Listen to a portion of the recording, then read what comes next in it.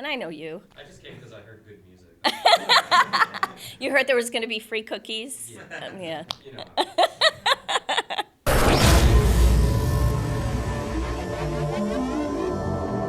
My name's Ashley again. Hi, And Ashley. My first question is, do you think fans of the original Sailor Moon series from the 90s will be accepting of Sailor Moon Crystal?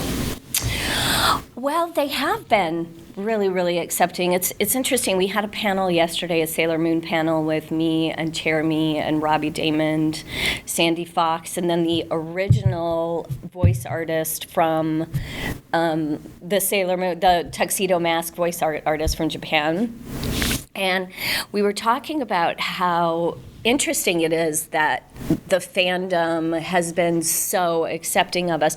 Even the fact that we redubbed the original, because I was really nervous about that. Like, there was that what the moment when they said, oh yeah, we're doing this Sailor Moon Crystal and you guys are all going to come on board. Oh, and by the way, we're starting with the original. We're doing it over again. And I was like, what? No, we can't do that. That's not right. But they said, we want to give the new generation of Sailor Moon fans, we want to bring a new generation of Sailor Moon fans, still paying homage to the 90s Sailor Moon, but with a new fandom redubbing the old, will just kind of create this new, new ball, this new crystal heart of love and light. So, yeah, people have been really, really kind. Really kind. Surprisingly so. But that's it's the fan base. Thank you. Yeah. Fandom post? So, Kestro again. Hi, Kestro. How has the world of anime dubbing changed in the years you've been a part of it? Oh boy, that's a really good question. It's changed a lot. It's changed quite a bit. I mean, I think that the internet, the fact that you can just so easily download content now, I think it's across the board, even with TV and radio and everything, the digital age. Sorry, Paul, I just scratched your microphone. Or CJ, I just called you Paul. I thought you were still talking to kid. I think that there's so much more content now. So it's great because there's such an influx of new talent and so many shows from different studios that everybody works. We all have an opportunity to work. I always say there's plenty to go around. But I also think that now anime is so much more mainstream. Like when I started dubbing, 15 years ago, 17 years ago, it was, it's all about Japanese culture, which it still is. But now it just seems like, I don't know if it's a wider, I think it's a wider audience now, just because of the internet and that it's brought, it's just so much more front and center. I think it's just kind of become a part of our culture, a subculture of American pop culture, which is cool. Whoever thought?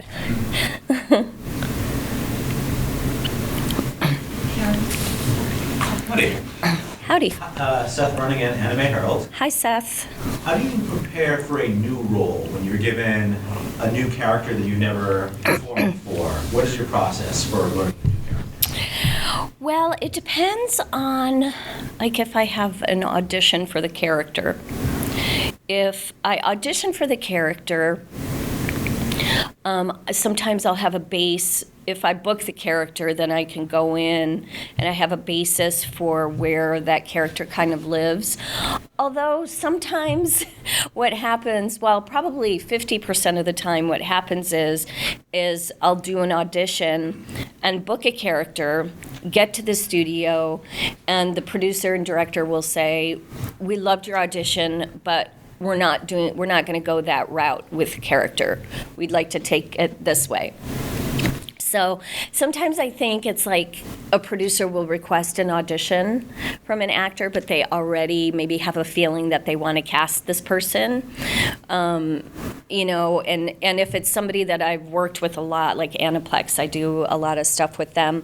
And Hideaway Tsukamoto, she's their main producer. We've been working together since I started dubbing Lupin III, like way back. She was with Jenny on. So she knows what I can do. She knows my work. So, they might say, well, we love your voice for this, but we're going to do this instead. So preparing for a character in that sense is a little bit difficult because, I don't know, I've just learned from over the years that preparing for a character is good, but getting stuck in choices that I've made for a character are not good. Because you have to, once you get into the booth, you have to be flexible enough to take direction from your team, So that's really I think for any actor, I think that's the most important thing. Because if you get stuck somewhere, you're really not open to, I don't know, to kind of going ebbing and flowing with the way the show is. It's like it's almost a selfish thing to get stuck in a choice that you've made. It's like, I'm sorry, let your ego go, don't be so focused on what you think is perfect for this character, and take the direction. And then also, if I feel strongly about a certain trait that a character might have, I'll say, I really feel like this character should have this, or, they should be this way. And even in the dialogue, there might be a way that the script is written that doesn't suit the character. And I'll say, I don't think that she would say this. Can we change it to this? So that's, I guess the answer to your question is I don't really prepare too much. I prepare as much as I can, and then I let it go, Hi, Kevin Borgo from Boston Dash Brigade again. Hi, Evan. So, one of our favorite series of last year had to have been Erased. Which, I have to say, no drama compared to that show. Thank you. Even regular television. I know. If it could have been nominated for an Emmy, it would have won. It was amazing, wasn't it? It was phenomenal. Yeah. And can you talk about the process of playing young Satoru, who is literally, the 10-year-old with the 28-year-old's mind? Yeah. Yeah, that was probably, well, first of all, I have to say that Erased, in my whole career, in my whole acting career, that show is probably my most favorite. I will say that first and foremost. That character, preparing for young Satoru, I went in, and again, it's an Aniplex show. They always bring amazing content. And Alex Von David is the director. He's kind of been with Aniplex now for a while, and the reason he always gets hired for them is because he is impeccable. He will beat me to death over a read, and we won't argue, but we'll debate about something in the booth. But we've worked together for so long now, we kind of trust each other. So, if he has a suggestion or I have a suggestion, we just sort of work together with the character. But honestly, I went in the first day. I auditioned, but the same kind of thing. It was I auditioned. My audition was nothing like what we ended up doing. But Hideaway was there. Alex was there. We worked together. Alex asked me to watch the first 4 episodes before I recorded, which I never do, by the way. I never, ever watch beforehand. Because it'll usually throw me off a little just because of what I talked about earlier. Right. With making choices.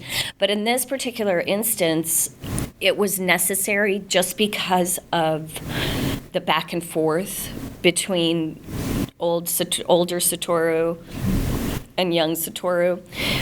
It was necessary to see how things were flowing, how things all kind of flowed together. And Ben recorded, I got lucky because Ben went in first on the first volume. So the first few episodes, I got to hear him during my performance. So I had something to kind of, help with that flow in and out of the back and forth between the two characters. But nothing could really prepare me for the content of the show.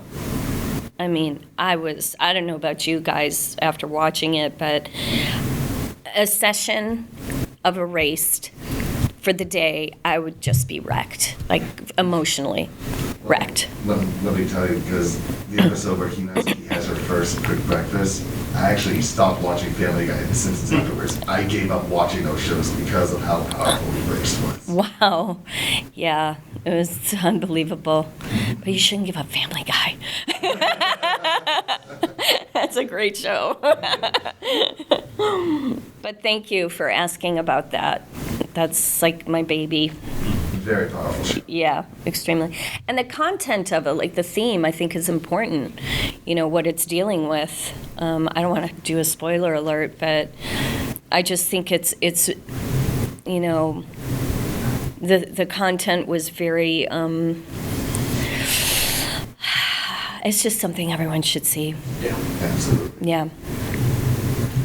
Hi, Andrew. Hi. Good anime. Hi, Andrew. So, my first introduction or moving into the new world of discovering anime, one of that was Bleach, and hearing your role as Rukia, which is one of my favorites. Thank you. So, what was your introduction into the world of anime, and how did you finally discover, oh, this is anime? This is anime, yeah. That's a really good question. And I know I've told this story a couple times, you guys may have heard it before, but I moved to LA from Chicago. I was doing improv, Second City, Children's Theater, and Improv Olympic, long-form improv in Chicago, doing voiceover work and industrial films and stuff, and I followed a boy out to LA, and I really wasn't thinking about what kind of work I was going to do in LA. I thought it was just going to be commercials and more industrial stuff. Well, I started then, still now too, there's a publication called Backstage West, and in the back of Backstage West is classified ads for acting gigs. And I looked up, I responded to an ad for I can't remember the exact wording of it now, but it just said animated feature, voiceover for animated feature. So I sent my demo tape in, and I got a call from Bang Zoom Entertainment. And this is when Eric Sherman and his wife Kayeko were first starting their business, Bang Zoom. They were operating out of their house. So I went to their house, and it was funny, Eric and I were laughing about it. Last year, he was like, do you remember that? You came to our house, and we were all trying to be really, professional, but you were sitting on our couch with the dog, and, they had the camera set up on the table, and they were like, okay, just read. I still hadn't seen, I didn't quite understand that, the script in front of me was going to be, on already animated, and I was going to have to fill in the mouth movement. So I auditioned for this character in Ninja Cadets, and I booked it, and I can't remember her name, but I only had 18 lines, I think. It was a really small part, but it was my first anime, and it was their first anime. So we both we were like, "Aw, we've grown up together. Oh my God!" Now they're huge. They have 3 studios, and they're really an amazing company, but that was my first. That was my very first anime. So I get to the studio and I'm like, what is this? Oh my gosh. So, different skill set. Amazing. Yeah. CJ Maffers from ToonamiFaithful.com. Hi, CJ. The guys still miss you. I've been getting texts from them. I know. Paul was blowing up the Twitter feed yesterday. Is Jarrell still upset with us? Yes. Upset in different reasons than what you're thinking. Uh-oh. He wishes he was here a lot. Oh. But I wanted to ask, since yesterday was the 10-year anniversary of Gurren Lagann, and Yes, it was. still considered by many as the best mech series. And Oh. I'm curious how you feel that not only that people still call it that, but that show still seems to resonate with a ton of anime fans, especially from Toonami. It's crazy, I know. Well, I think that they, since they aired it last year, didn't Gurren Lagann air? I think it was maybe like 2, but yeah. Oh, 2 It was years ago. recent. Yeah. I mean, originally it aired on Sci-Fi. Yeah. It aired on Sci-Fi Network, which I thought was super cool. And then I think the revival of it 2 years ago was really smart for the company to do that, because obviously with the 10-year mark coming up, I just feel like it's, when you've got a classic show like that, it's really kind of timeless. I don't think, like the shows that I work on now, I don't think I've had a show since Gurren Lagann that's reminded me of that, with the whole theme with the Sinan and Kamina and Yoko and their interaction with each other and the buddy, the whole buddy thing. I don't know. It's such a great show. I'm honored to have played Yoko. I mean, sometimes you get those roles where you're like, wow, how did I get that? What am I doing here? This is crazy. Well, I mean, it's a popular show, and I'm glad that you at least enjoyed it. A lot of fans love your character. Oh, They do. thank you. Especially towards the end, too. Yeah. You really get to see her grow. Yeah. Yep, she does definitely grow. Yeah, at first I was like, oh, I don't know if I like where we're going with her. But in the end, it works. Yeah. So you mentioned never watching an anime before you work on it, but recognizing that shows like Erased and Gurren Lagann were so great. Have there been any that you've worked on and been interested in enough to watch in full afterwards? Yeah, I watched Sword Art Online after I recorded that first arc of season 2. Just because, I was live tweeting with the fans during the airing, but I really liked the show. I thought it was really, it was fun, and I liked the character arc that Sinan had. So I did watch the whole second season. Yeah. Guilty pleasure. So, Different order this time. sorry.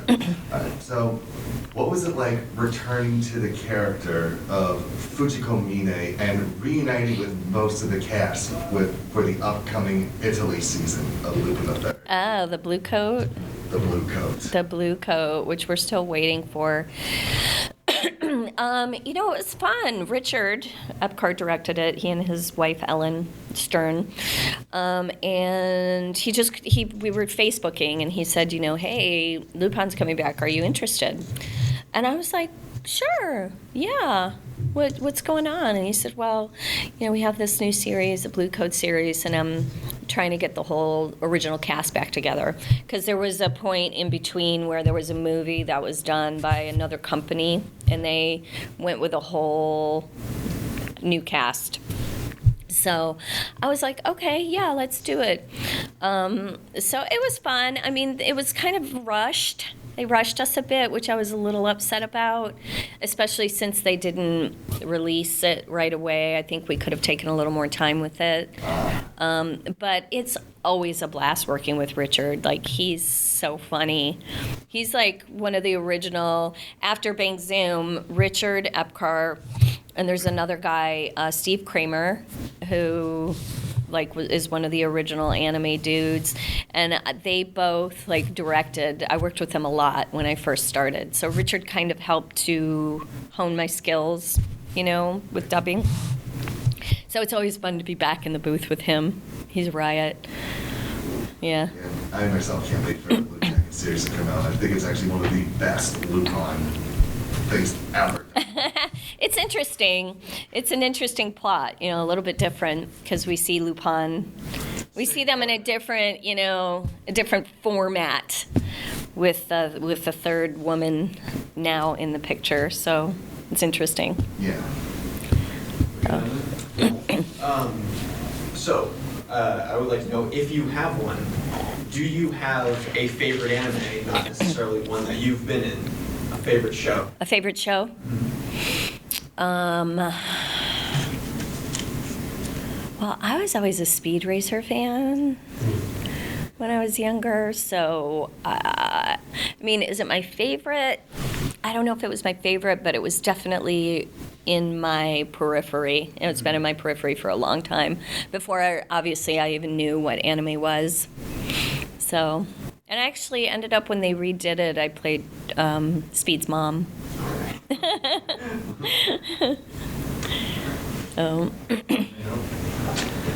So, it seems like you've done a very good job of maintaining good relationships with the people you work throughout in the industry from the very beginning.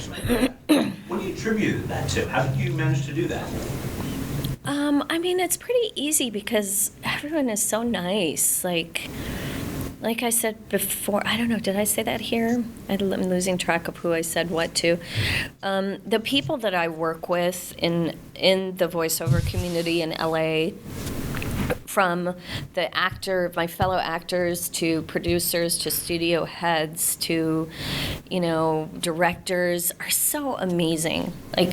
We seriously have the best group of people that you could ask for to be surrounded by. So it's been easy to do that.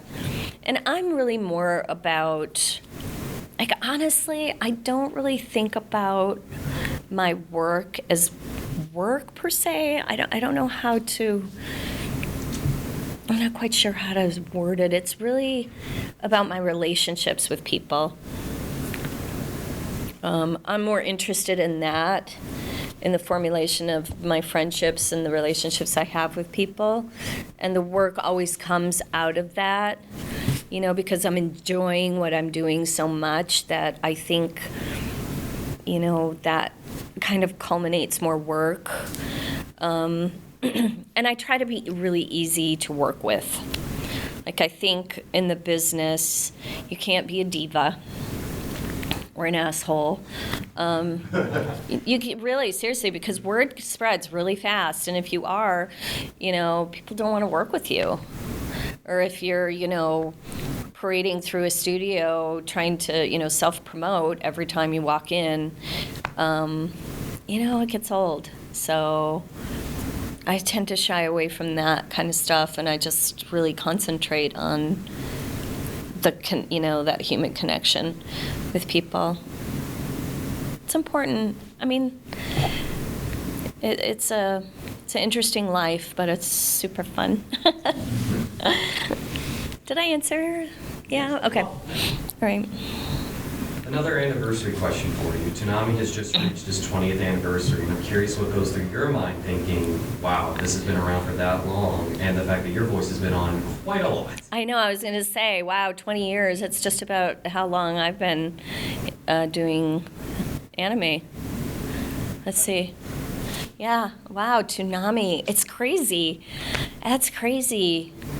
I'm just wondering, I'd like to know what shows were airing when they first started. It'd be like Voltron, Robotech stuff. Robotech. Yeah, pretty much Thundercats, of course, that's Paul's favorite. Oh, yeah.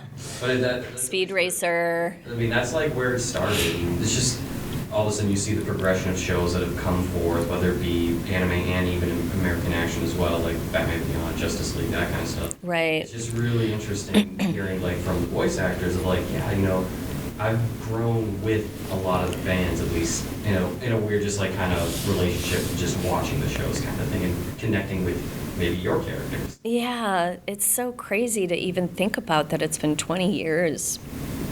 That's wow. Wow, I feel kind of old. Oh, that wasn't my. It's not your fault.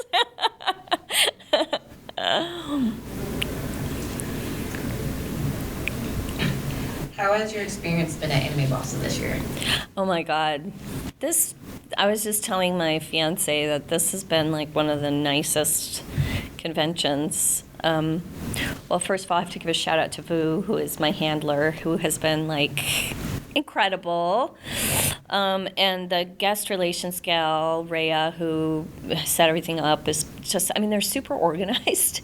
And then the fans, like I flew in on Friday. We got up at like 4 a.m. and flew in, and I had an autograph session that night.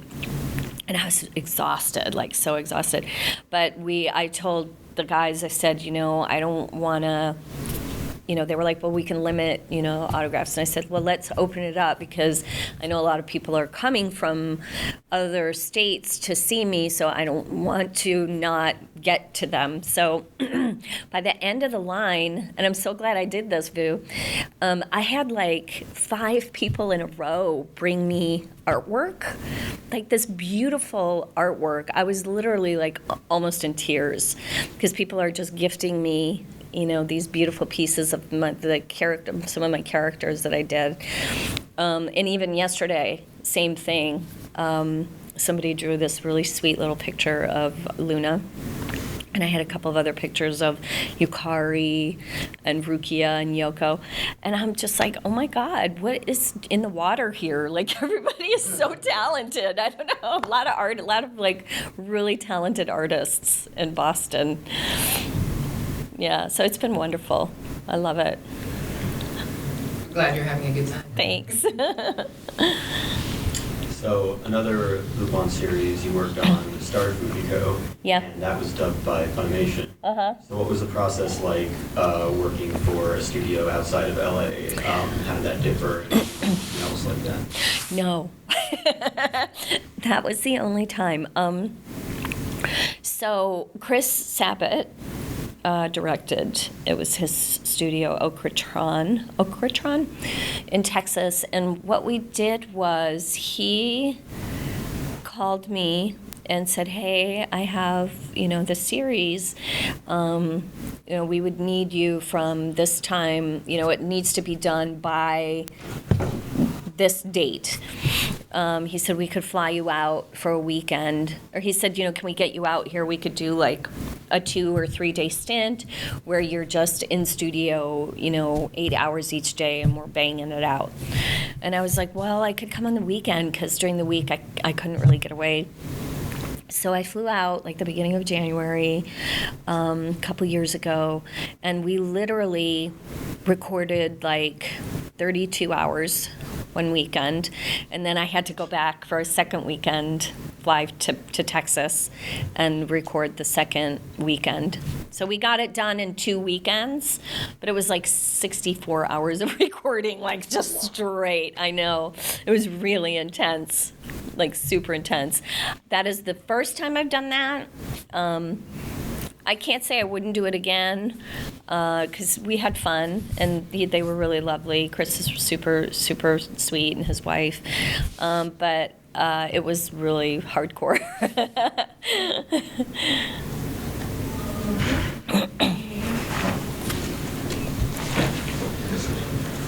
Sorry. To go the other way. Back to the old order. Yeah. My So- question is, what role have you played that you felt is closest to you personally?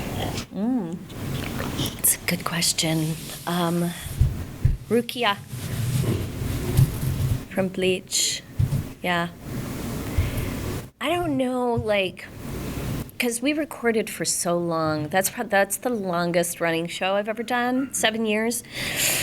So, I mean, I think there was just kind of a piece of her and myself that were just kind of, it wasn't ever really a stretch for me to play her. And I feel like there's that, like, because she was super tough, but then she was super vulnerable, and I think I'm kind of like that too, you know, maybe more tough. I think maybe I'm a little more vulnerable exterior, but tougher on the inside. You know, maybe we're reversed. She's tougher on the outside, more vulnerable on the inside. So, I don't know, I just always felt a real connection with her character. For sure. Again. So was there a difference in tackling the role of Yuki Nagato and the disappearance of Nagato Yuki-chan compared to when you first played her in the alien form in the original Haruhi series? Yeah. That was kind of interesting because, well, first of all, Funimation produced that. But it was all the original cast. But it was interesting because, you know, in her human form, like this is the situation where, you know, where you have a character that you've played, and, you know, Haruhi, we had 2 seasons in a movie, so, I mean, her character that's who Yuki is. Yeah. So having to change her was really upsetting to me, and I was glad that they told me before I went in that there was, you know, going to be some differences in her character, because I did think about it a little bit, although I didn't practice or, you know, but I did have some ideas about what I wanted to do to make her sound a little bit different, but still be our Yuki-chan. You know, because I didn't want to stray too far from this beloved character that I think, for me, I was so attached to, and I know some of the fans were attached to, you know, who she was in the original. So I really approached it with kid gloves. Like I just was, you know, I was very okay, this is the idea that I have for her. This is what I'd like to do. And Todd Haberkorn directed, you know, he was with me at first. I had a series of directors. Vic Mignogna directed a few episodes. It was him and Todd, and it worked out really well. It just, you know, I think what we ended up with really set into the series and into who she is, you know, and over the long haul of the show, you know, we get to see a little bit of a progression in that. Did you like it? I thought it was a very interesting take on it, because I know it's the whole alternate universe sort of thing. This takes place in the universe that Kyon finds himself in the disappearance of Haruhi Suzumiya. So Right. I find it really unique for them to actually take the character of Yuki and kind of change her from the alien to just your average schoolgirl. Like how, yeah, what would happen if that were well, there it is, right? Well, what would happen if Haruhi was in a world where there weren't aliens, time travelers, and espers? Right. Yeah. So. Interesting. I liked it. Oh, good. Okay. Yeah, I was that's another you know, one of those things where you're like, okay, we're treading on some, you know, some water here. Yeah, we need to be careful because I didn't want to change her too much. Because, you know, we'll call Boston Dash Brigade because of the SOS Brigade. Oh, are you really? Oh my God, that's funny. Okay. So yeah, you definitely had a connection to that. Absolutely. Yeah. So a lot of your experience has taken place in series and long-running shows, but you also have experience in video games, and particularly fighting games like Call on Blaze Blue and Sea Viper and Street Fighter. Uh-huh. So what were the experiences working in short length with voices in video games and long length in TV series?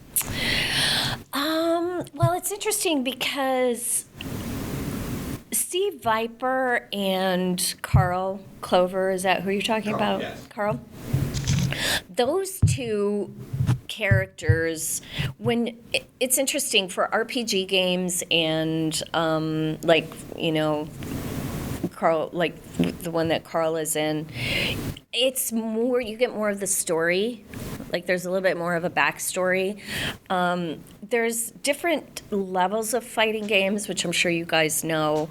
Like I just did, and I can talk about it because there's no NDA.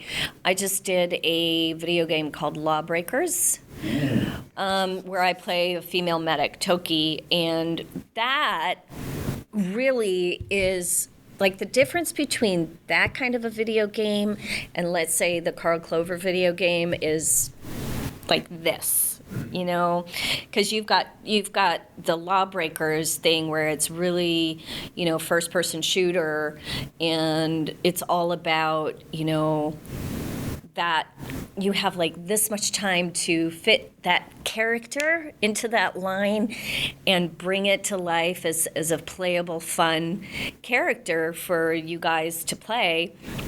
And to keep it moving quickly. Like I think with a character like Carl, and even Sea Viper kind of falls in the middle of the two, I think. But on this end, you've got the story. You know, you've got backstory on why Carl has, you know, his big sister on his back and like why that, I mean, it's so bizarre. Like that whole thing is very, very bizarre. But there's that backstory, you know, and the in-between with an RPG, I think you get more of a backstory than you do with that first-person shooter game. So, you know, it just depends. Now, when I go into studio to do a video game, I'll usually ask, I'm like, okay, what's the format of the game? Because that really will drive the choices that you make for a character. So, yeah.